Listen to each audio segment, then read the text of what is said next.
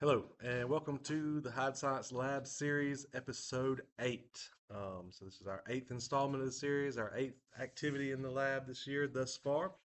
So today we are doing activity 2.2 and 2.3 out of our Biorad textbook. So we're kind of just taking our practice with our pipettes another step further. And today we'll be using micropipettes and some transfer pipettes and kind of comparing our use with those types of pipettes.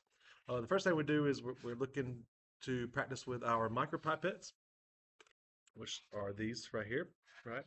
And so we're learning how to dial them in on our display window and to correctly make sure that we work through the steps. And it's very important that we know we're looking to go to our first stop on our pipette, and then we will insert the tip into the solution, and then we're going to slowly release.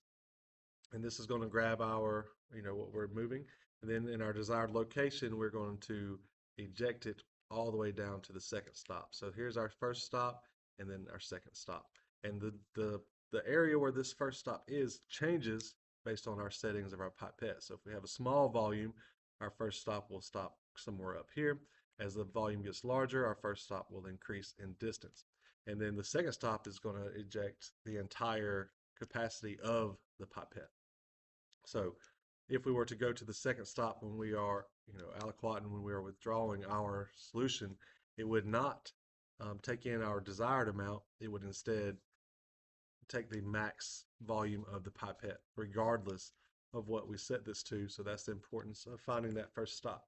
So we start out and we're going to pipette our initials with 2 microliters, and I'm looking for the consistency of the dots, not necessarily how well they write their initials, right? We're not all the best with handwriting and such, but the consistency of the dots of liquid is the most important thing. And then we'll move on to like an increasing line where we'll start at 2 microliters, and then 4, then 6, then 8, then 10, so we can get a good visual of what that looks like. So I'm gonna hold this up. It's probably gonna run off, but we do this just on a simple sheet of wax paper. So I held it up against the note card. It will probably run off, but let's see.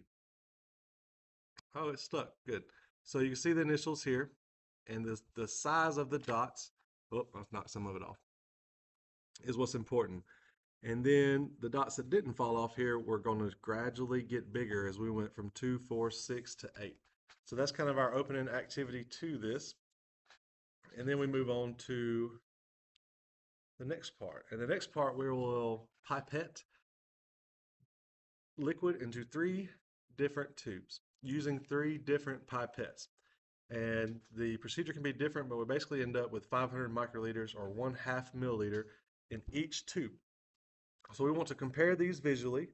Do they look the same? And they should look the same, but we don't know that starting in. And then we're going to we'll compare the weight of the tubes before adding the liquid and the weight of the tubes after.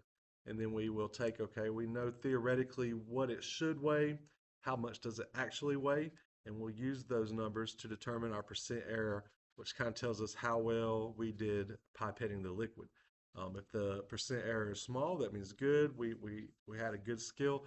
If the percent error is large, then something went wrong. We made some mistakes, and we would, in theory, if we're doing an experiment, and we would need to restart.